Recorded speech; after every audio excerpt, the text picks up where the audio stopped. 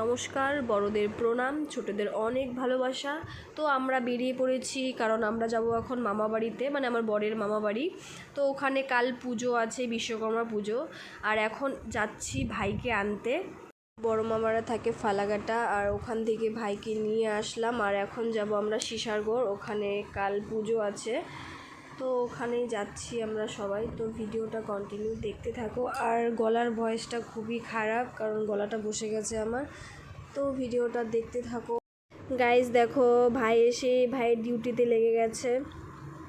আর এটা হচ্ছে ছোটো মামার গাড়ি।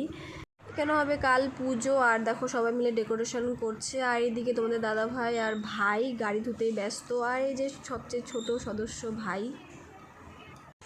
গাড়ি ধোয়া কত দূর হইলো? অনেক দূর, অনেক দূর। আরো আধা ঘন্টা।